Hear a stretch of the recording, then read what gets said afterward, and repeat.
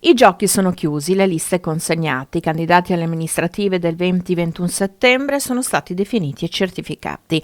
A nord-est si vota per il rinnovo del Consiglio regionale del Presidente della Regione Veneto, per i comuni capoluoghi di provincia, Venezia, Trento e Bolzano.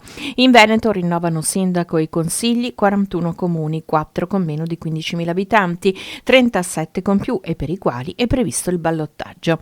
In Trentino Alto Adige si vota in 271 comuni, quasi tutti, dato che sono 282, e per la provincia di Trento il ballottaggio è previsto per tutte le amministrazioni con più di 3.000 abitanti. Prima volta al voto per 3 comuni trentini di fresca istituzione: Borgo d'Aunania, Novella e Ville di Fiemme.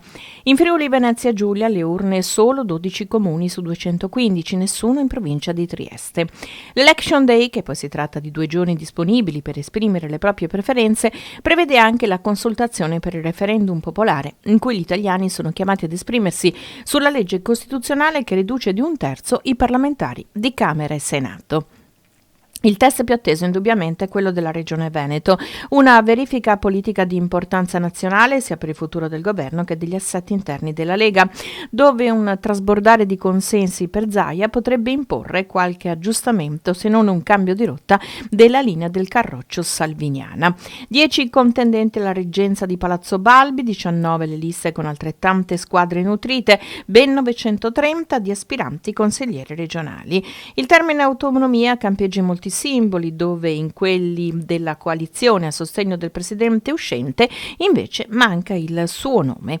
Spazio alla squadra di un candidato che sulla carta ha già vinto, ma mai dire mai, l'avversario più temibile, sempre sulla carta, è Arturo Lorenzoni, sostenuto dall'altra coalizione in gioco. 5 le liste a sostegno di Luca Zaia, 3 di ispirazione verde, Lega, Zaia Presidente, lista Veneta Autonomia, a cui si aggiungono gli alleati di Forza Italia e gli agguerritissimi di Fratelli d'Italia. 5 le liste anche per Lorenzoni, Partito Democratico, Veneto che vogliamo, più Veneto Volta, Europa Verde, Sanca Autonomia. Ballano da soli Simonetta Rubinato con Veneto per l'Autonomia, Enrico Cappelletti, Movimento 5 Stelle, Patrizia Bartelle con VES, Antonio Guadagnini con il Partito dei Veneti, Paolo Benvenu con Solidarietà, Ambiente e Lavoro, Paolo Girotto per il Movimento 3V e Ivano Spano di Indipendenza Noi Veneto. Chiude nell'elenco dei candidati Daniela Sbrollini, sostenuta da Italia Viva, Partito Socialista Italiano, Partito Repubblicano Italiano e Civica per il Veneto. 18 le liste presentate per il Comune di Venezia, 8 i candidati a sindaco. Ora si attende la verifica della legittimità delle liste da parte dei tribunali.